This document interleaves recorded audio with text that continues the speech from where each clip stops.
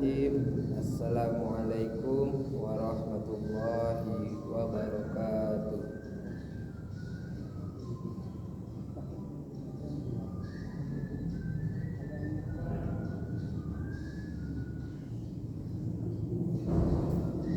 Alhamdulillah, alhamdulillahilladzi arsala rasulahu bil huda wa dinil haq liyuzhirahu ala dini kulli wa kafa billahi syahida.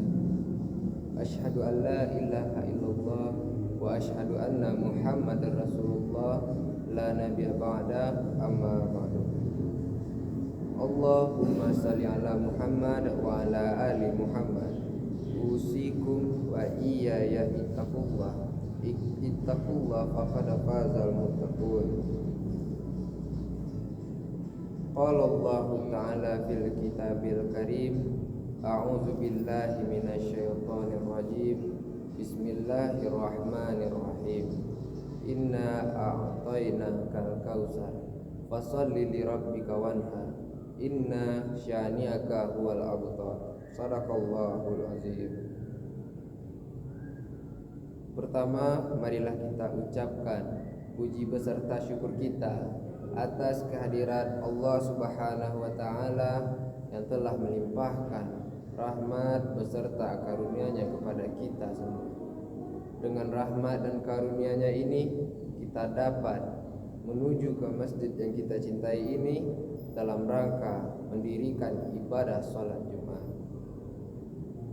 Salawat beserta salam tak lupa pula kita hadiahkan buat Nabi besar kita, yakninya Nabi Muhammad sallallahu alaihi wasallam. Beliau telah meninggalkan dua pusaka kepada kita, yaitu Al-Quran dan Sunnah. Dan jika kita berpegang teguh pada dua pusaka tersebut, maka insya Allah hidup kita selamat di dunia dan juga di akhirat kelak. Amin, amin ya rabbal alamin. Baiklah, judul khutbah kita pada kesempatan kali ini yaitu berjudul Kisah dan Makna di balik Hari Raya Idul Adha atau Hari Raya Kurban. Bapak-bapak, angku-angku kaum muslimin sidang jamaah Jumat rahimakumullah. Tadi khatib telah membacakan sebuah Quran surat Al-Kautsar ayat 1 sampai 3. Yang arti dari ayat itu adalah, dengan nama Allah yang Maha Pengasih lagi Maha Penyayang, sungguh kami telah memberimu Muhammad nikmat yang banyak, maka laksanakanlah salat karena Tuhanmu dan berkurbanlah sebagai ibadah untuk mendekatkan diri kepada Allah. Sungguh orang-orang yang membencimu akan terputus dari nikmat Allah. Maha benar Allah dengan segala firman-Nya. Bapak-bapak, angku-angku kaum muslimin sidang jamaah Jumat rahimakumullah. Dari ayat tadi Allah menegaskan bahwa untuk beribadah dan mendekatkan diri kepada Allah, maka laksanakanlah salat dan berkurbanlah. Hari Raya Kurban ini juga dinamakan sebagai Hari Raya Haji, yaitu Idul Kurban. Karena pada Hari Raya Kurban ini Allah memberikan kepada kita sebagai kaum muslimin, Allah memberikan kesempatan yaitu untuk mendekatkan diri kepadanya. Bagi umat muslim yang belum mampu untuk mengerjakan perjalanan haji, maka ia diberi kesempatan oleh Allah untuk berkurban, yaitu dengan menyembelih hewan kurban sebagai simbol ketakwaan kepada Allah Subhanahu wa taala. Hari Raya Kurban itu berasal dari bahasa Arab, diambil dari kata kurbanan yang berarti dekat. Kurban dalam Islam juga disebut dengan al-udhiyah atau ad-dahiyah yang berarti binatang sembelihan.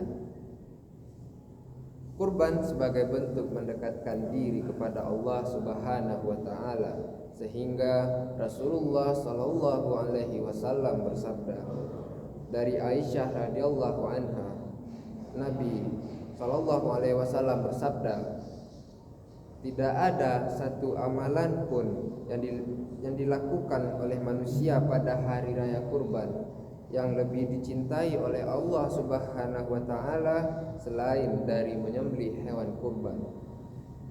Sesungguhnya hewan kurban kelak pada hari kiamat akan datang beserta tanduk-tanduknya. Dan sesungguhnya sebelum darah kurban itu menyentuh tanah, pahalanya telah diterima di sisi Allah. Maka beruntunglah kalian dengan pahala kurban itu. Hadis riwayat Tirmizi. Ibadah kurban hukumnya sunnah muakkad, yaitu sunnah yang dianjurkan bagi orang yang mampu melakukannya, akan tetapi sengaja untuk meninggalkan kurbannya, maka ia dihukumi makruh oleh Allah. Akan tetapi bagi seseorang muslim yang belum mampu untuk melakukan kurban, maka dianjurkan untuk ikut menyelenggarakan hewan yang dikurbankan tersebut. Ibadah kurban disyariatkan Allah untuk mengenang sejarah Idul Adha yang dialami oleh Nabi Ibrahim dan juga anaknya Ismail di saat itu. Jadi bapak-bapak, angkuhku kaum muslimin sidang jemaah Jumat rahimakumullah, ibadah kurban ini tentunya pasti mengandung sejarah, pasti ada kisah di balik hari raya kurban ini. Apa kisah di balik hari raya kurban? Yaitu kisah di saat Nabi Ibrahim dan anaknya Ismail di kala itu.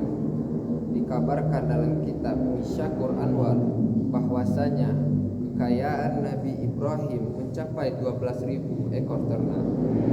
Tanpa dipungkiri lagi bahwa Nabi Ibrahim di saat itu merupakan seseorang yang sangat kaya. Sehingga pada suatu hari Ibrahim ditanya oleh seseorang, milik siapakah ternak yang sebanyak ini?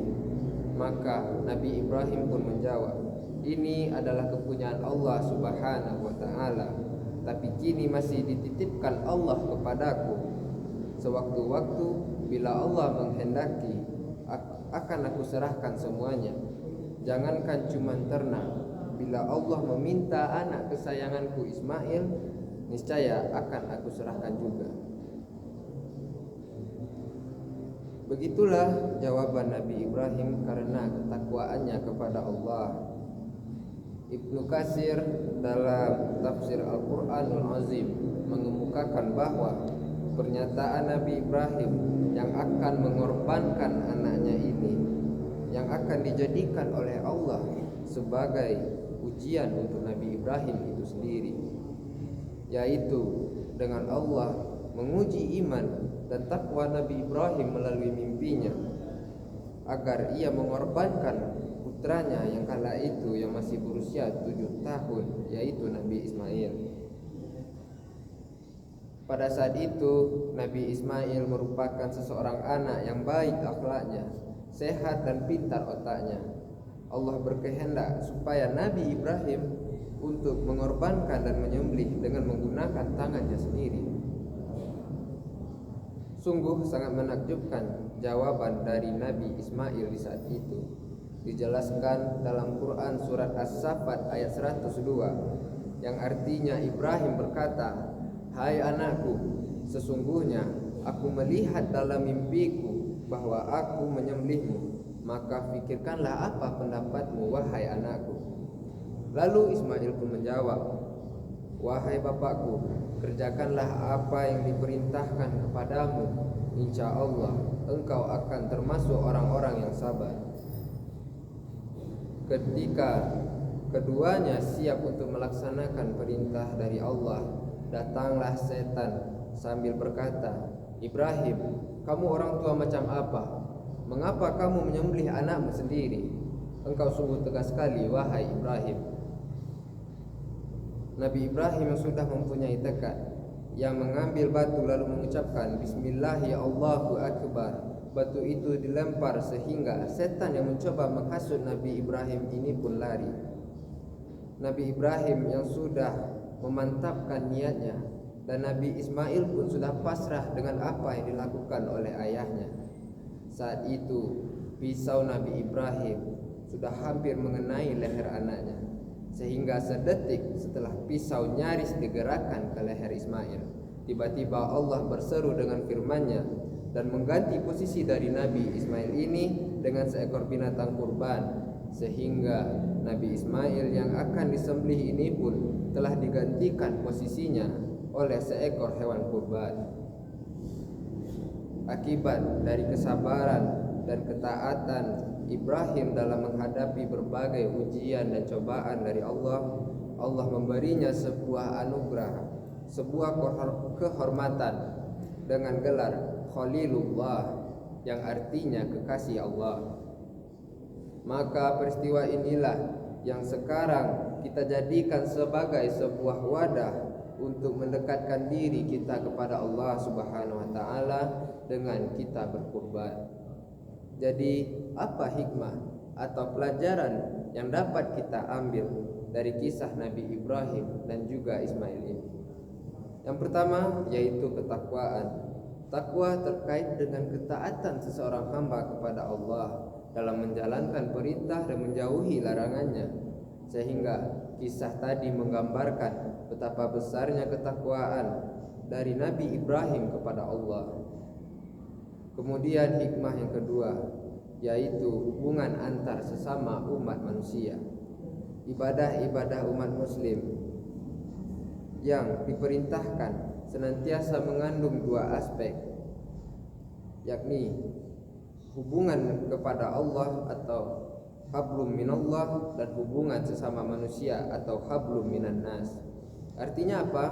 Dalam melaksanakan ibadah kurban dapat memupuk jiwa sosial kita sesama manusia dengan menyumbangkan hewan kurban ataupun ikut menyelenggarakan hewan kurban, maka ini dapat mempererat tali silaturahmi kita antar sesama manusia. Jadi itulah sedikit kisah dan juga beberapa hikmah yang dapat kita ambil dari ibadah kurban. Semoga pada hari raya kurban tahun ini kita dapat memetik banyak hikmah dan mempererat hablum minallah atau hubungan dengan Allah dan hablum minan nas, hubungan dengan manusia. Amin amin ya rabbal alamin. Apa-apa angku-angku sidang jamaah Jumat rahimakumullah, hanya itulah yang dapat saya sampaikan. Semoga bermanfaat bagi jamaah yang mendengarkan, terutama bagi khatib yang menyampaikan. Fa'tabiru ya ulil absar la'allakum turhamun.